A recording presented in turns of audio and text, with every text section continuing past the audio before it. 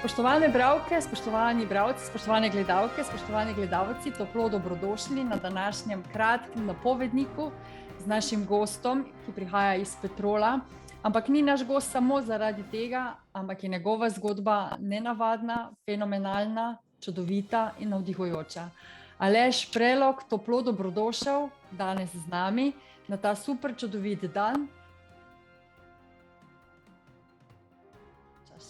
Aleš, kako to, da si se pravzaprav odločil svojo zgodbo podeliti z nami?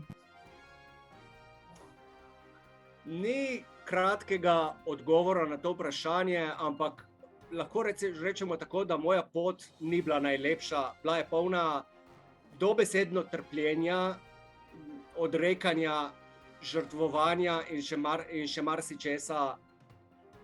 Ampak lahko rečem, da sem se izvlekel. Danes sem fizično in psihično stabilna odrasla oseba in včasih nekomu, ki obupuje, rad rečem tako: glej, kot žrtev nisi nič posebnega.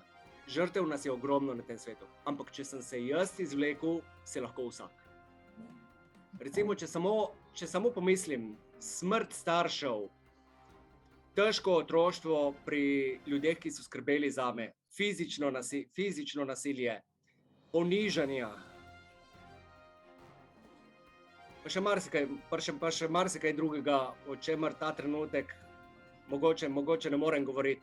Ampak glejte, vse to je preteklost, ki sem jo pustil za sabo, in vsak človek, ki se odloči, da bo nekaj spremenil, lahko spremeni. No.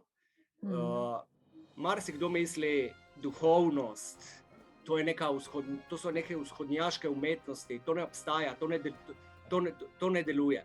Ampak pri duhovnosti dejansko gre samo za poenostavljeno psihologijo. Dejansko gre samo za to, da se ozreš vase in predpostaviš samega sebe v odnosu do okolice. In ko nekako sprejmeš samega sebe v tem svetu, ugotoviš, kje so tvoji problemi, takrat in jih razrešiš, takrat se tudi svet spremeni, dobesedno iz danes na jutri. Tako da, kot sem rekel, če sem se jaz lahko izvlekel, se lahko vsak. Dobesedno.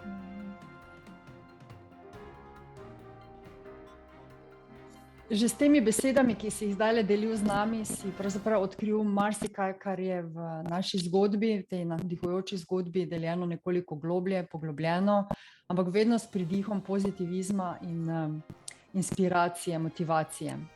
Ampak če bi izmed vsega, kar si podelil z nami, moral izbrati eno stvar, en nauk, kaj bi to bilo? Zakaj bi se odločil?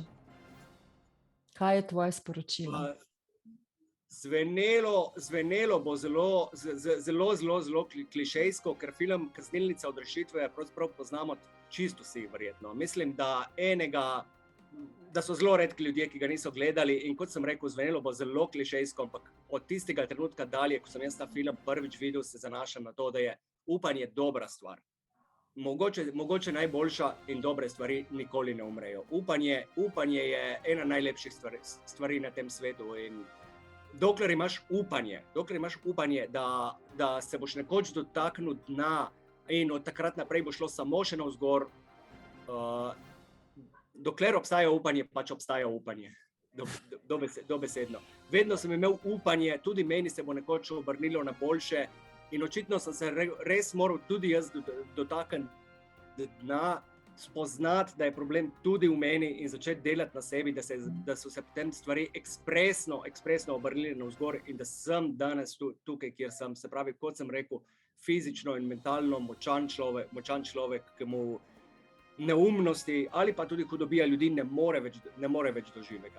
Upanje je prvotno.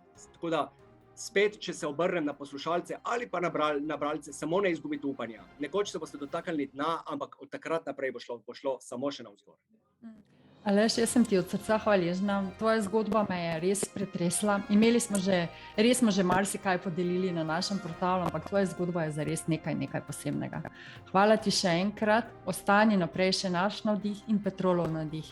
Bodi dobro in srečno. Hvala vam za povabilo. Čast mi je bilo.